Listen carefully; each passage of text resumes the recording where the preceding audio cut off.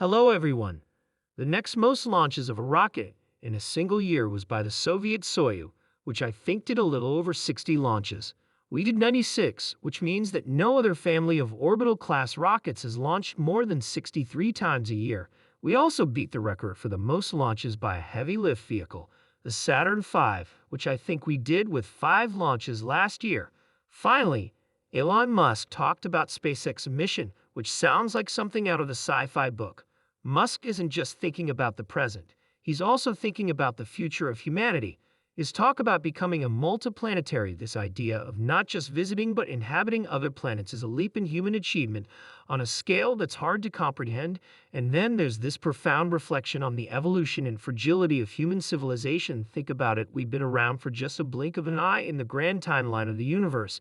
It puts things into perspective, doesn't it? It reminds us of how fragile our existence really is. This is not just about exploration, it's about survival. It's about ensuring that human consciousness, our culture, our achievements, and our very essence have a fighting chance to continue even if Earth faces unimaginable challenges. Now let's turn our attention to something truly extraordinary.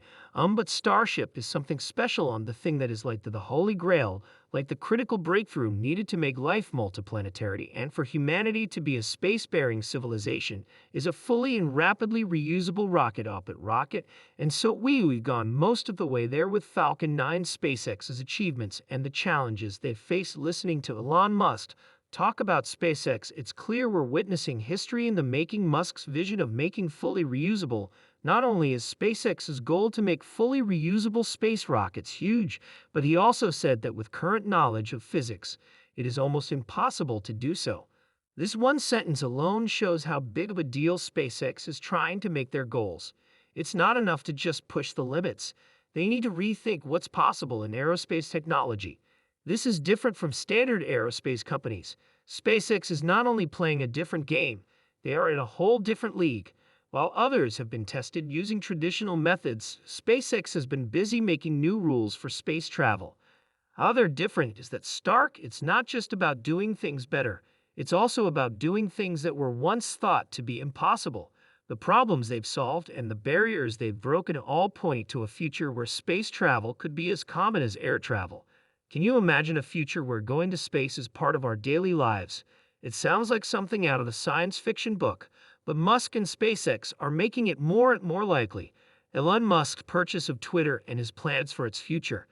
I'm a little slower than usual because I didn't get much sleep, but what I'm working on has a big impact on the future. For example, I think it's fair to say that Tesla has sped up the arrival of renewable energy. Before Tesla, no one was making electric cars, but now almost every major company in the world is building them. We just heard Elon Musk talk about his amazing work ethic and how Tesla has had a big effect on renewable energy. It's truly amazing, isn't it? The man works 16-hour days, 7 days a week, and he's 51 years old. That's not something you hear every day. Now let's talk about the impact Tesla has had on the auto industry. Before Tesla, the idea of electric cars was just an idea. Musk said, "Well, we haven't announced our next car program yet, so I can't talk too much about our upcoming vehicle program or programs that haven't been announced, but we do expect to make cars that are more affordable than the current Model 3 or Model Y." Musk went into great detail about how Tesla makes its cars, and what he said was shocking. It was a bold statement, but coming from him, it carries a lot of weight. It's not enough to just make cars. We need to change the way cars are made. It's not just about making cars faster or cheaper. It's also about making them smarter. Musk's examples show that Tesla isn't just following the playbook. They're writing it. For example, when he talked about the fiberglass mats on the battery packs, he said, "We went to all that trouble for a pot that shouldn't exist." This isn't just about cutting costs. It's about optimizing and questioning every assumption in car manufacturing. This is where you see Elon Musk as a leader, not just as a figurehead, but as someone who's actually on the factory floor solving real problems. Hearing Musk say that he lived in the factory in Fremont and the one in Nevada for 3 years straight is truly inspiring. Imagine that. The CEO of one of the world's most innovative companies, not sitting in a corner office, but living and breathing the same air as his production line workers. This isn't just about managing. It's about leading by example, and it's not just for show. Musk sleeping under his desk and waking up to the smell of metal dust sends a powerful message to his team. Musk is changing what it means to be in charge of a business. Instead of making decisions from away, you have to be with your team on the ground. As Musk talks about Tesla's journey, it's like watching a visionary novel come to life. But the team knew I was there because they could see me sleeping on the floor during shift change. That made a huge difference, and they did their part. So the focus is always on lowering costs and providing leadership. He talked about the goal to increase production to an amazing 40,000 cars a week by the end of the year. Just stop and think about that for a moment. That's not just a goal, it's a huge undertaking. The logistics and materials needed are mind-boggling, but Musk talks about it with such clarity and conviction as if it were just another milestone waiting to be reached. But what really struck me was when he talked about Tesla's early days and the need for vertical integration. Everyone didn't want to share their toys with Tesla, the new kid on the block. Musk and his team had to build their own playground because they couldn't rely on current supply chains. It wasn't just about being self-sufficient.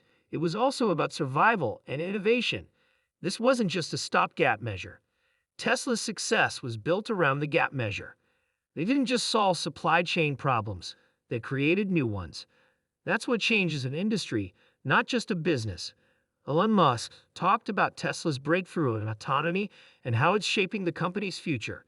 It's an interesting topic that makes you think about the exciting direction Tesla is going in. I rarely try to convince people to invest in Tesla, and many times I've told them not to because our stock is too high, but they just keep buying the stock. Musk said something that really struck me.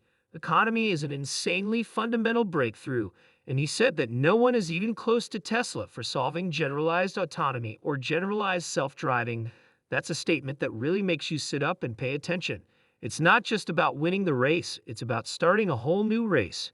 Tesla's focus on self-driving cars isn't just an extra feature. Sure, it's a game that could change everything about why having a car is valuable. It's not just a car when it drives itself, it's something else. Beast, it's like comparing a horse-drawn carriage to a modern car. This isn't just about cool technology. It's also about how it will affect our daily lives. For example, Musk imagines that Tesla's self-driving technology will allow your car to run errands for you while you're at work. And then there's the investment side of things. Musk isn't just talking about making nice cars. He's talking about making real value. If Tesla gets this self-driving technology right, it could have a huge effect on the company's value. It's like Musk is playing chess while everyone else is playing squares. Okay, everyone, let's end with a subject that's very important for the future of electric cars. I think that the long-term goal for our supercharger stations is that they will have solar panels and batteries like Tesla's so that as many of them as possible can run on their own. This is a big part of making EVs not only possible but also better for everyone. When Musk talked about expanding Tesla's charging network, it really brought out the bigger picture of electric vehicles. It's not enough to just sell cars. You need to make an environment where these cars can thrive. And that means having a strong, easy-to-use charging network. Musk talked about some really smart ways to set up more charging sites. It means coming up with new ideas. For example, charging points that work with streetlights would be a smart way to plan an urban area right. It's about making sure that Southeast stations would still work even if zombies took over. So what could go wrong in Twitter? I think most people would say that. Given how the market has changed, that was a surprise turn of events. Musk laid out some interesting ideas for Twitter. He's not just looking at where I am, and based on his past work, who knows what Twitter will be like in a few years when he's in charge.